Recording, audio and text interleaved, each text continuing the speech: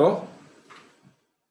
આજે આપણે આ નવો સવાલ શરૂ કર્યો, પ્રત્યાંકન એકમ વિશે નોંધ લખો. તો પહેલા વ્યાખ્યા આપી. પ્રત્યાંકન એકમ એટલે શું? તો કે ડીએનએ નો જે ચોક્કસ ભાગ એમઆરએનએ ઉત્પન્ન કરે તેને પ્રત્યાંકન એકમ કહેવાય. કારણ કે આખો ડીએનએ ક્યારેય એમઆરએનએ ઉત્પન્ન ન કરે. ડીએનએ નો કેટલોક ચોક્કસ ભાગ જ એમઆરએનએ ઉત્પન્ન કરે. તો ડીએનએ નો જે ચોક્કસ ભાગ એમઆરએનએ ઉત્પન્ન કરે તેને પ્રત્યાંકન એકમ કહેવાય. પ્રત્યાંકન એકમ 3 ઘટકો ધરાવે: પ્રમોટર સ્થાન, બંધારણીય જનીન અને સમાપક. હવે એક ડીએનએ ની આકૃતિ હું અહીંયા દોરું છું. તો આ ડીએનએ ની એક આકૃતિ છે. આ 5' to 3'. તો આ બીજી શૃંખલા, આ 5' to 3'. આ આખો ડીએનએ નો અણુ છે. હવે આપણે નક્કી કરી લઈએ કે આ ડીએનએ ના અણુનો આ આટલો જે ભાગ છે, આ આટલો ભાગ એ પ્રત્યાંકન એકમ છે. એટલે કે આટલો ભાગ જ એમઆરએનએ ઉત્પન્ન કરે છે. બરાબર છે? તો આટલો ભાગ પ્રત્યાંકન એકમ છે. તો આ પ્રત્યાંકન એકમમાં 3 ઘટકો હોય. તો પ્રત્યાંકન એકમમાં કયા કયા 3 ઘટકો હોય? તો કે એક પ્રમોટર, બીજું બંધારણીય જનીન અને ત્રીજું સમાપક. હવે ક્યાં પ્રમોટર હોય, ક્યાં બંધારણીય જનીન હોય, ક્યાં સમાપક હોય, એની પણ આપણે ચર્ચા કરી લઈએ. તો બહુ ધ્યાનથી જોજો આકૃતિમાં. તો આ જે 3 ઘટકો છે, પ્રમોટર, બંધારણીય જનીન અને સમાપક, જે પ્રત્યાંકન એકમમાં આવેલા છે, તો આ આટલો જે ભાગ છે, આ આટલો ભાગ એ પ્રમોટર છે. કઈ રીતે નક્કી થાય એ હમણાં આપણે વાત કરીએ. તો આ આટલો જે ભાગ છે,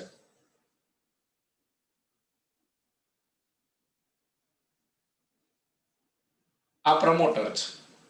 પ્રમોટર. આ આટલો ભાગ છે, એમાંનો સમાપક છે. સમાપક. ત્યાં એમઆરએનએ બનવાની ક્રિયા પૂરી થાય, એમઆરએનએ બનવાની ક્રિયા સમાપ્ત થાય એટલે એ ભાગને સમાપક કહેવાય. આ આટલો ભાગ છે તે પ્રમોટર છે. પ્રમોટર એટલે જ્યાંથી એમઆરએનએ બનવાની ક્રિયા શરૂ થાય, એમઆરએનએ બનવાની ક્રિયા શરૂ થાય એ ભાગને પ્રમોટર કહેવાય. એમઆરએનએ બનવાની ક્રિયા સમાપ્ત થાય એ ભાગને સમાપક કહેવાય. અને વચ્ચેનો જેટલો આ ભાગ છે, વચ્ચેનો જેટલો આ ભાગ છે કે જે એમઆરએનએ બનાવે છે, એને બંધારણીય જનીન કહેવાય. બંધારણીય જનીન કહેવાય. એટલે બંધારણીય જનીન એ વાસ્તવમાં આ આખા ભાગને આમ તો કહેવાય કે જેમાં આ પ્રમોટર અને સમાપક બંને આવે છે. એટલે ટોટલ અહીંથી આટલો ભાગ છે એ બંધારણીય જનીન છે. ઓકે? તો આ 3 ઘટકો પ્રત્યાંકન એકમમાં આવેલા છે. બરોબર? તો આ બંધારણીય જનીન. બંધારણીય જનીન. ઓકે. હવે આપણે જાણીએ છીએ કે ડીએનએ માં 2 પોલીન્યુક્લિયોટાઇડની શૃંખલા હોય છે. પણ જ્યારે એમઆરએનએ નું પ્રત્યાંકન થાય અને એમઆરએનએ ઉત્પન્ન થાય ત્યારે બંને શૃંખલા, ડીએનએ ની બંને શૃંખલા એમઆરએનએ બનાવતી નથી. ડીએનએ ની કોઈ એક જ શૃંખલા એમઆરએનએ બનાવે છે. એટલે કે કોઈ એક જ શૃંખલા ટેમ્પલેટ તરીકે વર્તી અને એમઆરએનએ બનાવે છે. બરાબર? ઓકે. શા માટે બંને શૃંખલા એમઆરએનએ બનાવતી નથી તેની વાત કાલે ભણી ગયા છે. તો ડીએનએ ની બેમાંથી કોઈ એક જ શૃંખલા એમઆરએનએ ઉત્પન્ન કરે છે, એમઆરએનએ બનાવે છે. તો આમાં કઈ રીતે નક્કી થાય કે આ ઉપરની શૃંખલા કે નીચેની શૃંખલા બેમાંથી કઈ શૃંખલા એમઆરએનએ બનાવે? તો એની વાત હવે આપણે કરવી છે. તો સૌ પહેલી વાત તો ઈ કે ડીએનએ માંથી એમઆરએનએ બનાવવા માટે જવાબદાર મુખ્ય ઉત્સેચક છે ડીએનએ આધારિત આરએનએ પોલિમરેઝ. એને ટ્રાન્સક્રિપ્ટેજ ઉત્સેચક પણ કહેવાય. તો ડીએનએ આધારિત આરએનએ પોલિમરેઝ, ડીએનએ આધારિત આરએનએ પોલિમરેઝ આ ઉત્સેચકનું નામ છે, જેને ટ્રાન્સક્રિપ્ટેજ ટ્રાન્સક્રિપ્ટેઝ ઉત્સેચક પણ કહેવાય. ટ્રાન્સક્રિપ્ટેઝ ઉત્સેચક પણ કહેવાય, કારણ કે ડીએનએ માંથી એમઆરએનએ બને છે અને પ્રત્યાંકન કહેવાય. પ્રત્યાંકનને ઇંગ્લિશમાં ટ્રાન્સક્રિપ્શન કહેવાય. એટલે આ ઉત્સેચકનું નામ પડ્યું ટ્રાન્સક્રિપ્ટેઝ. તો ડીએનએ આધારિત આરએનએ પોલિમરેઝ, જેને ટ્રાન્સક્રિપ્ટેઝ ઉત્સેચક કહેવાય, ઉત્સેચક ફક્ત એક જ દિશામાં 5-3' દિશામાં, ફક્ત 5-3'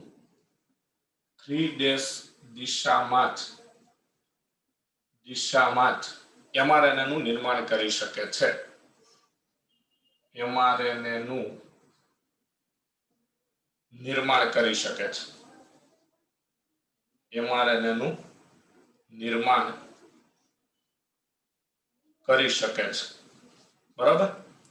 તો ડીએનએ આધારિત આરએનએ પોલિમરેઝ એટલે કે ટ્રાન્સક્રિપ્ટેઝ ઉત્સેચક ફક્ત 5-3' દિશામાં જ એમઆરએનએ નું નિર્માણ કરી શકે છે.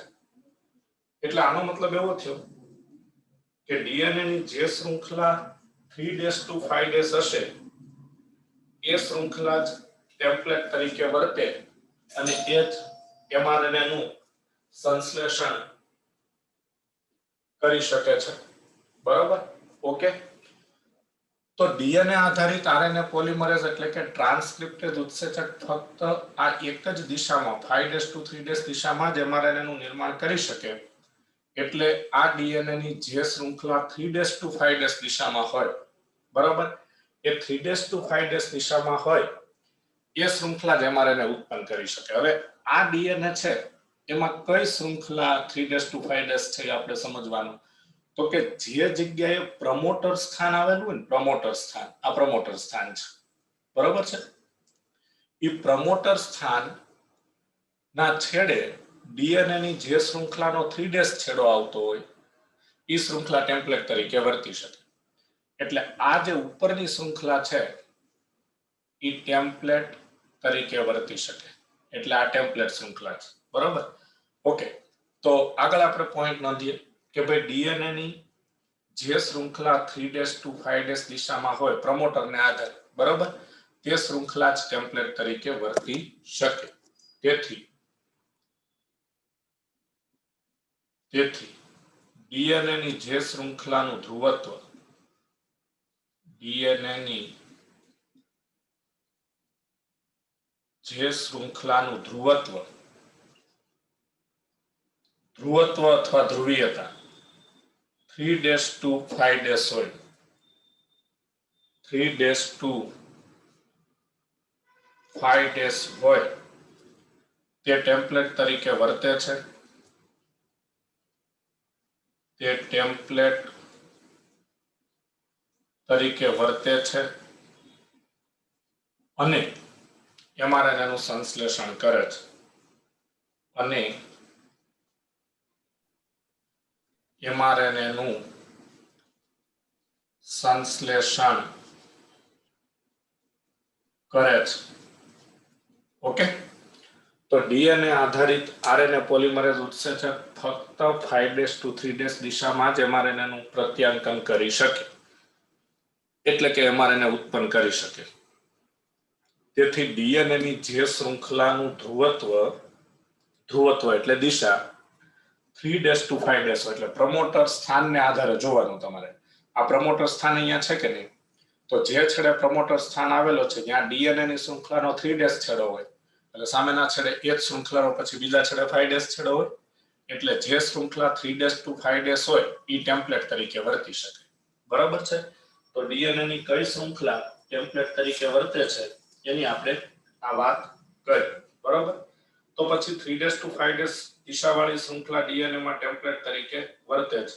બરાબર. તેથી તેને ટેમ્પલેટ શૃંખલા કહેવાય છે. બરાબર. ઓકે. તો ડીએનએ ની જે શૃંખલા 3-5' દિશાનું ધ્રુવત્વ ધરાવતી હોય તે ટેમ્પલેટ તરીકે વર્તે છે અને એમઆરએનએ નું સંશ્લેષણ કરે છે. તેથી ડીએનએ ની આ શૃંખલાને એટલે 3-5' દિશાવાળી શૃંખલાને ટેમ્પલેટ શૃંખલા કહેવાય છે. બરાબર. તો ડીએનએ માં ચાલો, તો આ ઉપરની શૃંખલાને આપણે ચર્ચા કરી કે ટેમ્પલેટ શૃંખલા કહેવાય. પણ ડીએનએ માં તો બે શૃંખલા હોય, બરાબર.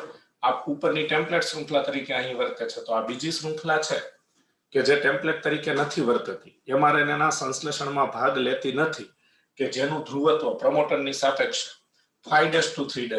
એટલે જે છેડે પ્રમોટર આવેલું છે એ છેડે તેનો 5' છેડો આવે છે અને સામે તેનો 3' છેડો આવે છે, તો એને કેવી શૃંખલા કહેવાય? તો ડીએનએ માં બીજી શૃંખલા એટલે ટેમ્પલેટ સિવાયની ડીએનએ માં ટેમ્પલેટ શૃંખલા સિવાયની બીજી શૃંખલા, ડીએનએ માં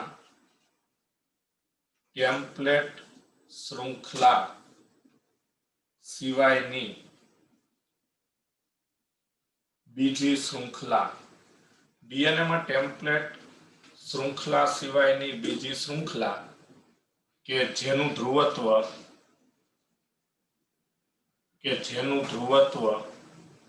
5' to 3' છે, 5' to 3' છે, તેને કોડિંગ શૃંખલા કહેવાય છે. તેને કોડિંગ શૃંખલા, તેને કોડિંગ શૃંખલા કહેવાય છે. તો કોડિંગ શૃંખલા બરાબર કહેવામાં આવે છે, અથવા ગુજરાતીમાં સાંકેતન શૃંખલા કહેવાય છે. કોડિંગ શૃંખલા અથવા સાંકેતન શૃંખલા કહેવાય છે. સાંકેતન શૃંખલા કહેવાય છે. ઓકે, તો ડીએનએ માં ટેમ્પલેટ શૃંખલા સિવાયની બીજી શૃંખલા કે જેનું ધ્રુવત્વ 5' to 3' પ્રમોટરની સાપેક્ષે, તો આ 5' to 3' એટલે આ બીજી શૃંખલા, આને કહેવાય કોડિંગ શૃંખલા. કોડિંગ શૃંખલા. તો આપણને બે શબ્દો ખાસ જાણવા મળ્યા અત્યારે. એક, ટેમ્પલેટ શૃંખલા એટલે શું, અને બીજું કોડિંગ શૃંખલા એટલે શું. તો ડીએનએ ની જે શૃંખલા 3' to 5' હોય, પ્રમોટર છેડો જોવાનો, પ્રમોટર છેડાને ધ્યાનમાં રાખીને 3' to 5' હોય, તે ટેમ્પલેટ તરીકે વર્તે અને mRNA નું સંશ્લેષણ કરે. અને આ ટેમ્પલેટ શૃંખલા સિવાયની જે બીજી શૃંખલા છે કે જેનું ધ્રુવત્વ 5' to 3' હોય, તેને કોડિંગ શૃંખલા અથવા સાંકેતન શૃંખલા કહેવામાં આવે છે. બરાબર છે. હવે આ સાંકેતન શૃંખલા છે તેમાં નાઇટ્રોજન બેઝનો ક્રમ આરએનએ જેવો જ હોય છે, આરએનએ જેવો જ હોય છે, પરંતુ આ ડીએનએ ની શૃંખલા છે એટલે એમાં યુરેસિલની જગ્યાએ થાઇમિન હોય. બરાબર, એટલે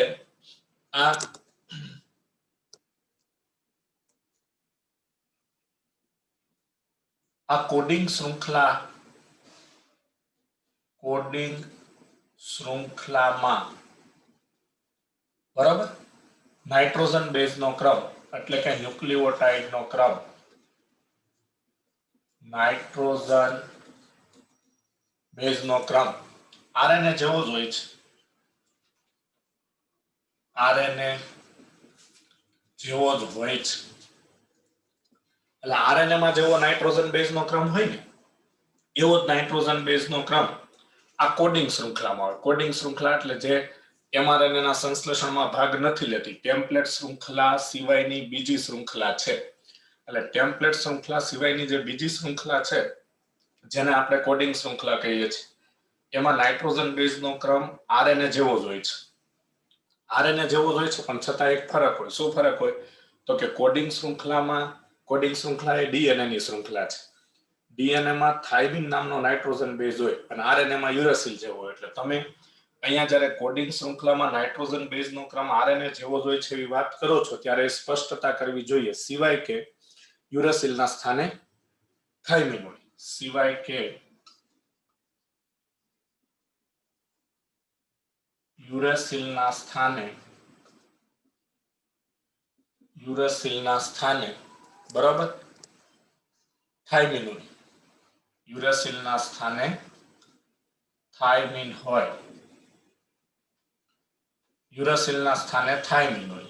બરાબર, તો યુરેસિલના સ્થાને થાઇમિન હોય એટલે એ શું કહેવા માંગે છે કે ભાઈ આ જે કોડિંગ શૃંખલા છે એ કોડિંગ શૃંખલામાં નાઇટ્રોજન બેઝનો ક્રમ આરએનએ માં જેવો નાઇટ્રોજન બેઝનો ક્રમ હોય એવો જ હોય, બરોબર. પરંતુ કોડિંગ શૃંખલા એ ડીએનએ ની શૃંખલા છે એટલે એમાં યુરેસિલ ન હોય, પણ યુરેસિલના બદલે થાઇમિન હોય છે. ઓકે, આગળ વધીએ. તો આ જે કોડિંગ શૃંખલા છે એ પ્રત્યાંકન દરમિયાન વપરાય જાય, વિસ્થાપિત થઈ જાય છે, કારણ કે એનું પ્રત્યાંકનમાં કોઈ ફાળો હોતો નથી. તો કોડિંગ શૃંખલા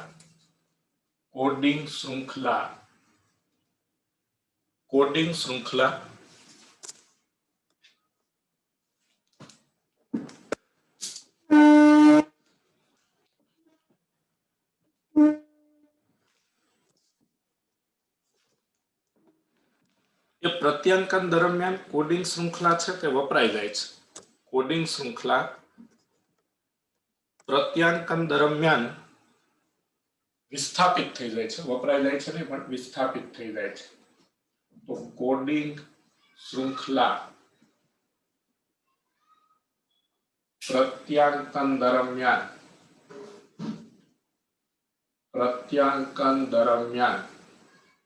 વિસ્થાપિત થઈ જાય છે.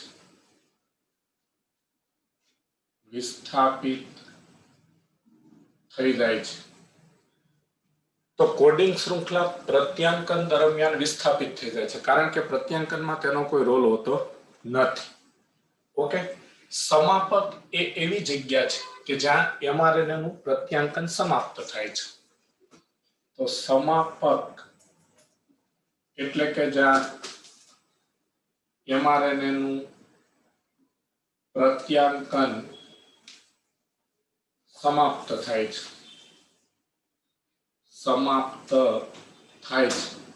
એટલે જ્યાં એમઆરએનએ બનવાની ક્રિયા સમાપ્ત થાય એ જગ્યાને, બરાબર, સમાપક કહેવાય. ઓકે, હવે આપણે આ આકૃતિમાં નાઇટ્રોજન બેઝના ક્રમ જોઈ લઈએ. તો ચાલો, આ ટેમ્પલેટ શૃંખલા છે, આ 3' to 5'. તો એના પર નાઇટ્રોજન બેઝનો ક્રમ આ A, G, C, T, G, C, T, G વગેરે છે. એટલે દાખલા તરીકે ટેમ્પલેટ શૃંખલા પર નાઇટ્રોજન બેઝનો ક્રમ AGCT, GCTG વગેરે છે.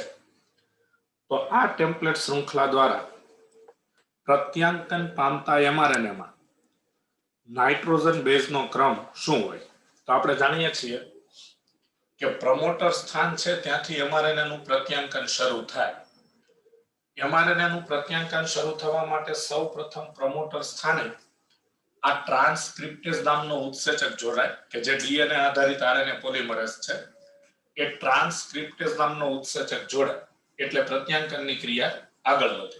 તો પ્રત્યાંકનની ક્રિયા આગળ વધે 5' to 3' દિશામાં, ત્યારે જ્યાં ટેમ્પલેટ શૃંખલા પર એડેનિન હોય ત્યાં એમઆરએનએ માં યુરેસિલ આવે, ગ્વાનિન હોય ત્યાં તો સાઇટોસિન આવે, સાઇટોસિન હોય ત્યાં ગ્વાનિન આવે, થાઇમિન હોય ત્યાં એડેનિન જ આવે, ગ્વાનિન હોય ત્યાં સાઇટોસિન આવે, સાઇટોસિન હોય ત્યાં ગ્વાનિન આવે, થાઇમિન હોય ત્યાં એડેનિન આવે અને ગ્વાનિન હોય ત્યાં સાઇટોસિન આવે.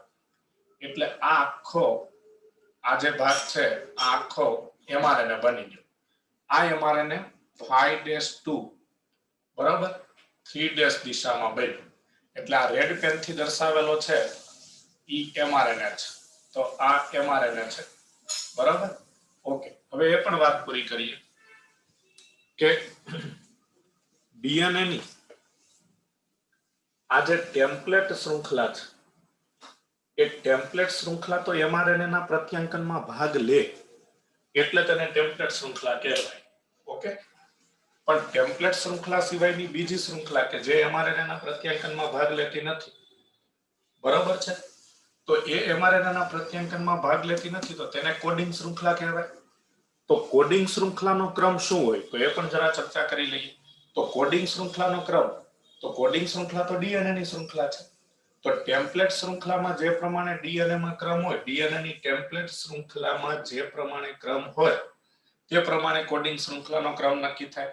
તો એડેનિન છે ત્યાં થાઇમિન, ગ્વાનિન છે ત્યાં સાઇટોસિન, સાઇટોસિન છે ત્યાં ગ્વાનિન, થાઇમિન છે ત્યાં એડેનિન, ગ્વાનિન છે ત્યાં સાઇટોસિન, સાઇટોસિન છે ત્યાં ગ્વાનિન. આ બ્લેક થી જોજો, બ્લેક પેન થી લખેલા ડીએનએ ના ક્રમ. થાઇમિન છે ત્યાં એડેનિન અને ગ્વાનિન છે ત્યાં સાઇટોસિન. હવે તમને પેલું વાક્ય સમજાઈ જશે કે ડીએનએ ની કોડિંગ શૃંખલામાં, આ કોડિંગ શૃંખલા છે ડીએનએ ની, એનો ક્રમ છે. તો ડીએનએ ની કોડિંગ શૃંખલામાં નાઇટ્રોજન બેઝનો ક્રમ આરએનએ જેવો જ હોય છે, સિવાય કે કોડિંગ શૃંખલામાં યુરેસિલના સ્થાને થાઇમિન હોય છે. તો તમને ખ્યાલ આવશે, જો તો આ કોડિંગ શૃંખલા છે, એમાં આરએનએ માં જે યુરેસિલ હોય ત્યાં થાઇમિન હોય, બાકીના બધા નાઇટ્રોજન બેઝ સમાન જ થતા હશે. ચેક કરી લો. આ રેડ પેન થી દર્શાવેલ છે એ એમઆરએનએ છે, બરાબર છે. તો જેવો એમઆરએનએ માં નાઇટ્રોજન બેઝનો ક્રમ હોય એવો જ કોડિંગ શૃંખલામાં ક્રમ હોય. એક જગ્યાએ ખાલી ફરક પડે. ક્યાં ફરક પડે? તો કે કોડિંગ શૃંખલામાં એમઆરએનએ માં જે યુરેસિલ હોય ત્યાં થાઇમિન આવે. ઓકે. હવે 2018 ની નીટમાં એક એમસીક્યુ પૂછાયો હતો કે ડીએનએ ના અણુની કોડિંગ શૃંખલામાં નાઇટ્રોજન બેઝનો ક્રમ, અહીંયા જે મેં લખેલો છે હું બોલું છું, કારણ કે પેપરમાં તો કઈ બીજો ક્રમ હોય, બરાબર. ક્વેશ્ચન પેપરમાં જે પ્રમાણે ક્રમ હતો એ હું એક્ઝેક્ટ નથી બોલતો, પણ અહીંયા જે મેં મારી આકૃતિમાં લખેલો છે એ ક્રમ બોલું છું. એ રીતે સવાલ તમે સમજજો. ફરીવાર, ડીએનએ ના અણુમાં કોડિંગ શૃંખલા પર નાઇટ્રોજન બેઝનો ક્રમ PCGACGAC છે. તો આ ડીએનએ દ્વારા પ્રત્યાંકન પામતા એમઆરએનએ પરનો નાઇટ્રોજન બેઝનો ક્રમ જણાવો. આવો એમસીક્યુ હતો. હવે તમને કોડિંગ શૃંખલા પરનો ક્રમ આપેલો છે. તો ડીએનએ માં કોડિંગ શૃંખલા પરનો ક્રમ જ્યારે તમને આપેલો હોય ત્યારે એના પરથી તમારે એમઆરએનએ નો ક્રમ નક્કી કરવો હોય, એટલે પહેલા તમારે કોડિંગ શૃંખલા પરથી ડીએનએ ની ટેમ્પલેટ શૃંખલાનો ક્રમ નક્કી કરવાનો. એટલે જો તો આ કોડિંગ શૃંખલા પરનો ક્રમ આપ્યો છે TCGACGAC. તો એના પરથી પહેલા ટેમ્પલેટ શૃંખલાનો ક્રમ નક્કી કરો. ડીએનએ ની ટેમ્પલેટ શૃંખલાનો, ટેમ્પલેટ શૃંખલા ડીએનએ માં હોય, રાઈટ? તો બોલો, ટેમ્પલેટ શૃંખલાનો ક્રમ AGCTGCTG થશે. હવે એ ટેમ્પલેટ શૃંખલાનો જે ક્રમ આવ્યો એના પરથી એમઆરએનએ નો ક્રમ નક્કી કરો. તો ફરક ક્યાં પડશે? તો કે જ્યાં એડેનિન હશે ત્યાં યુરેસિલ હશે, બાકી ગ્વાનિન હશે ત્યાં સાઇટોસિન, સાઇટોસિન હશે ત્યાં ગ્વાનિન, થાઇમિન હશે ત્યાં એડેનિન, ગ્વાનિન હશે ત્યાં સાઇટોસિન, સાઇટોસિન હશે ત્યાં ગ્વાનિન. પૂરકતાનો સિદ્ધાંત તો અહીં લાગુ પડે છે. પૂરકતાનો સિદ્ધાંત એટલે ગ્વાનિન અને સાઇટોસિન એકબીજા સાથે જોડાય, એ પૂરકતાનો સિદ્ધાંત કહેવાય, બરાબર છે. એટલે આ એમઆરએનએ નો ક્રમ નક્કી થઈ ગયો.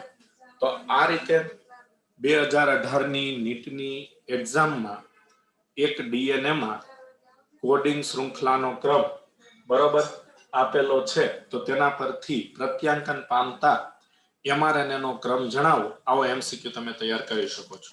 હવે બે વ્યાખ્યા લેવાની છે કે પ્રતિપ્રવાહ એટલે કે અપસ્ટ્રીમ અને અનુપ્રવાહ એટલે કે ડાઉનસ્ટ્રીમ એટલે શું?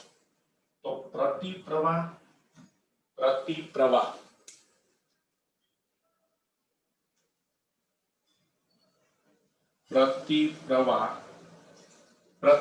માટે અંગ્રેજી શબ્દ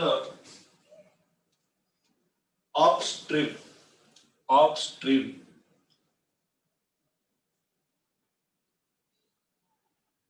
અને અનુપ્રવાહ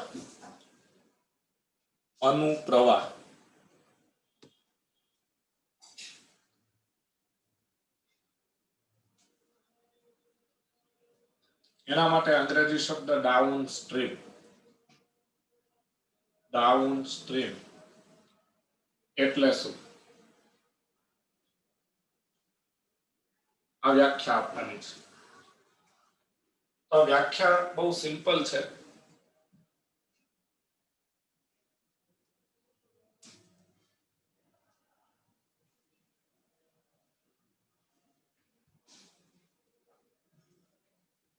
જો પેલા પ્રતિપ્રવાહ, અપસ્ટ્રીમ એટલે શું? પ્રતિપ્રવાહ અપસ્ટ્રીમ એટલે શું? તો અહીંયા જો ડીએનએ ની કોડિંગ શૃંખલાના ફાઇડેસ છેડાને અપસ્ટ્રીમ કહેવાય, કે જ્યાં પ્રમોટર જોડાય છે, બરાબર છે. ઓકે, જ્યાં પ્રમોટર સ્થાન આવેલું છે. તો ડીએનએ ની કોડિંગ શૃંખલા, એક વાત યાદ રાખો, પ્રતિપ્રવાહ અને અનુપ્રવાહ છે ને એ કોડિંગ શૃંખલાના સંદર્ભમાં જ નક્કી થાય. કોડિંગ શૃંખલાના સંદર્ભમાં જ નક્કી થાય. બરોબર? ઓકે, તો ડીએનએ ની કોડિંગ શૃંખલાના, બરોબર, 5' છેડાને, બરોબર, અથવા 5' છેડા તરફ, 5' છેડાને, બરોબર, કે 5' છેડા તરફના ભાગને, 5' છેડા તરફના ભાગને, આ નહીં ભૂલાય, કોડિંગ શૃંખલા, બરોબર, પ્રતિપ્રવાહ અથવા અપસ્ટ્રીમ પ્રતિપ્રવાહ કહેવાય. બરોબર, કહેવાય. તો ડીએનએ ની કોડિંગ શૃંખલાના 5' છેડા તરફના, બરોબર, ભાગને પ્રતિપ્રવાહ કહેવામાં આવે છે. ત્યાં પ્રમોટર આવેલું હોય છે. પ્રમોટર એટલે એવી જગ્યા કે જ્યાંથી ડીએનએ નું પ્રત્યાંકન શરૂ કરવા માટે આરએનએ પોલિમરેઝ નામનો ઉત્સેચક જોડાય છે. અહીં પ્રમોટર હોય છે, એટલે કે પ્રમોટર સ્થાન હોય છે. પ્રમોટર કે પ્રમોટર સ્થાન બે એક જ શબ્દ છે. અહીં પ્રમોટર સ્થાન હોય છે. બરાબર? તો બોલો, આ કોડિંગ શૃંખલા છે, આ નીચેની શૃંખલા કોડિંગ શૃંખલા છે ને, તો એનો 5' છેડા તરફનો ભાગ એટલે આ ભાગ. બરાબર? એનો 5' છેડા તરફનો જે ભાગ છે કોડિંગ શૃંખલાનો, તો એ કોડિંગ શૃંખલાના 5' છેડા તરફના ભાગને શું કહેવાય? પ્રતિપ્રવાહ. પ્રતિપ્રવાહ જે હોય ત્યાં પ્રમોટર સ્થાન હોય છે. બરોબર? ઓકે, mRNA નું પ્રત્યાંકન, mRNA નું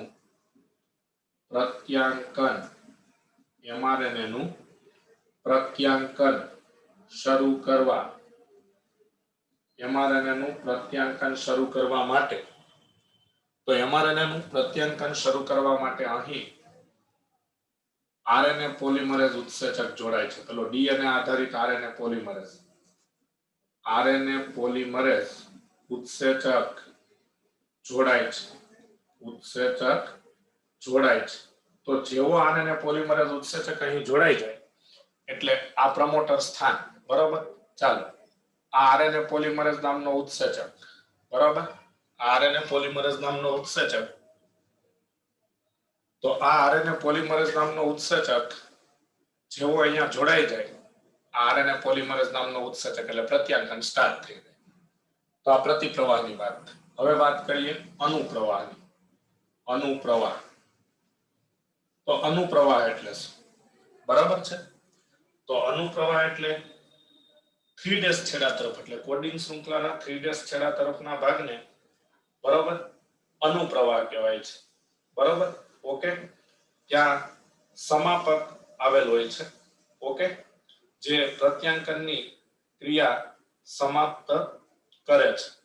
બરાબર? તો કોડિંગ શૃંખલાના 3' છેડા તરફના ભાગને, એટલે તે કોડિંગ શૃંખલાનો 3' છેડા તરફનો ભાગ છે. તે કોડિંગ શૃંખલાનો 3'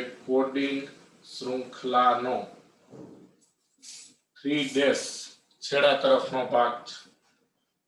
3' છેડા તરફનો ભાગ છે. તે કોડિંગ શૃંખલાનો 3' છેડા તરફનો ભાગ છે. એટલે જોવો તો આ નીચેની કોડિંગ શૃંખલા છે, રાઈટ?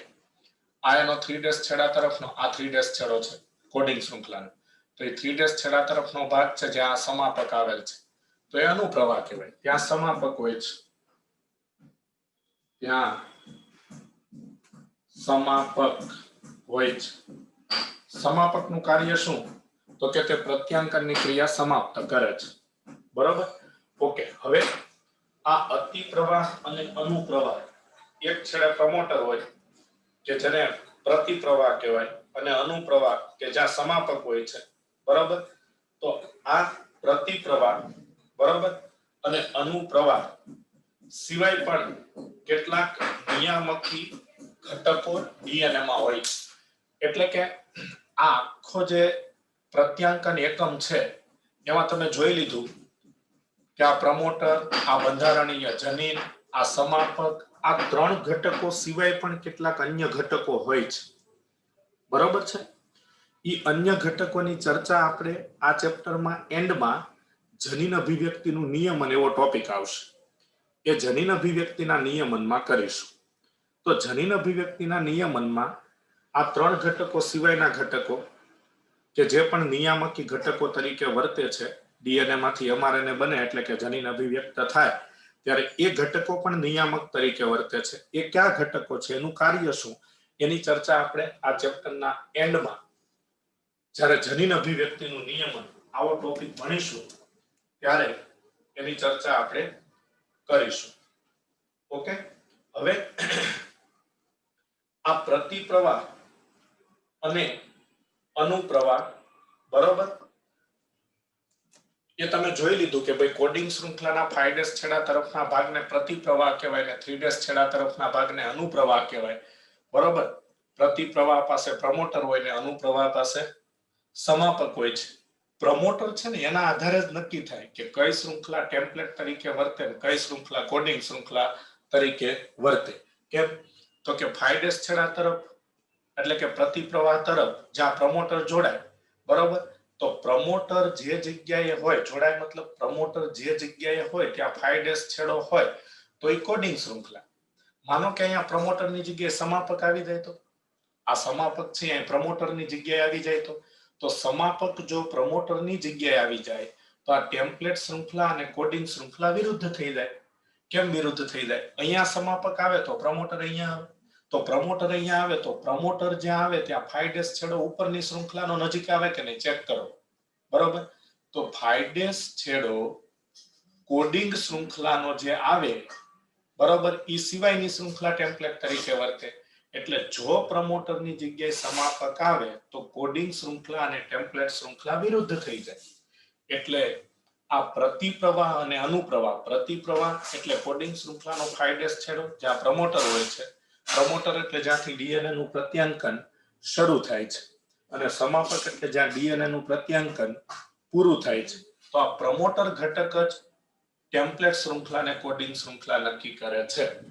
તો આ બધા ટોપિકની ચર્ચા પ્રત્યાંકન એકમ અને પ્રતિપ્રવાહ અને અનુપ્રવાહ એટલે શું તેની ચર્ચા આપણે અહીંયા પૂર્ણ કરી.